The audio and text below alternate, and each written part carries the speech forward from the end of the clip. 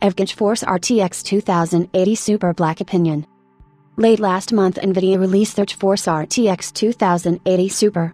While the release seems unexpected at first, it makes sense if you take a closer look at their product stack.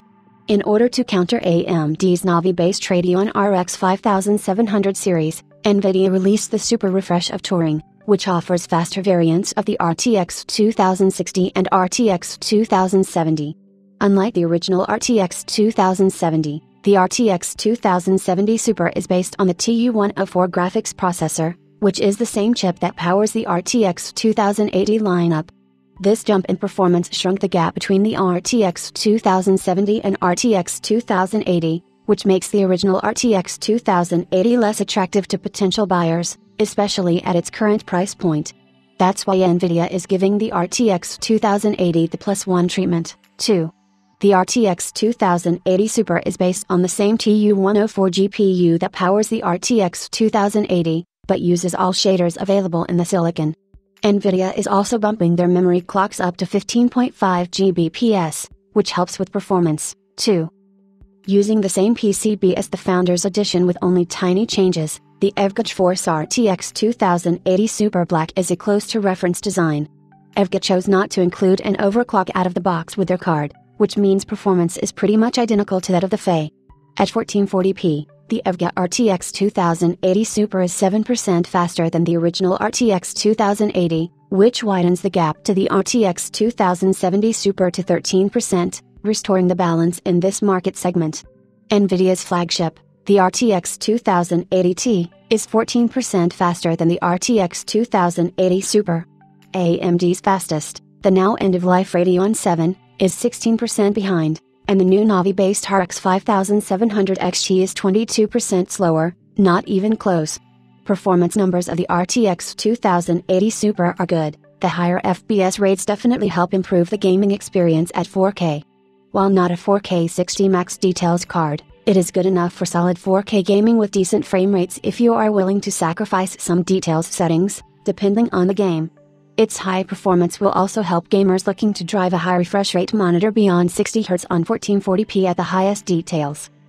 Unlike many other custom designs, the EVGA RTX 2080 Super Black uses a dual-slot cooler design, which makes it more compact than the competition and ensures it will fit into all cases. Of course, the reduced thickness affects thermal performance. We measured very similar temperatures as on the Founders Edition, 77 degrees Celsius versus 78 degrees Celsius. Noise levels are slightly higher with 38 dB, but the difference is small enough to not be noticed in daily usage. Still, at those noise levels, the card isn't as quiet as competing cards, some of which are almost whisper quiet during gaming. Unlike the Founders Edition, the EVGA Super Black comes with the idle fan stop feature, which shuts off the card's fans completely in idle, productivity, and light gaming. Unfortunately, EVGA doesn't include a backplate with their card, which slightly reduces the overall look and feel of the card. I somehow feel a backplate is mandatory in this price segment. EVGA chose to use the same power limit as on the Founders Edition, which is probably due to the limited heat capacity of the cooler. They did raise the manual adjustment power limit though, so you can eke a little bit of extra performance out of your card. The power limiter does complicate overclocking a bit because you can no longer dial in the exact clocks you want to overclock to. Still, our manual overclocking tests show good results, leading to a 7.5% real-life performance improvement. Especially the Samsung 16GB GDDR6 memory chips overclock extremely well, reaching 2290 MHz in frequency. Wondering why NVIDIA chose to clock the cards at 15.5 Gbps even though the memory chips themselves are guaranteed to run at 16 Gbps, I reached out to them and got the response that this is related to the PCB design of the original 2080 board. On the 2080 Super we reach max stability at 15.5, while leaving some AUC headroom. Like all other NVIDIA RTX cards, the RTX 2080 Super includes support for ray tracing hardware acceleration. With only a few titles so far, I'm not sure if it's the most important technology to have today, but I am convinced that with their close ties to developers, NVIDIA will do everything they can to push this technology forward, which will ultimately result in an improvement of fidelity in games. Console makers Sony and Microsoft are also working on ray tracing for their next-gen hardware, which will definitely help adoption rates, too.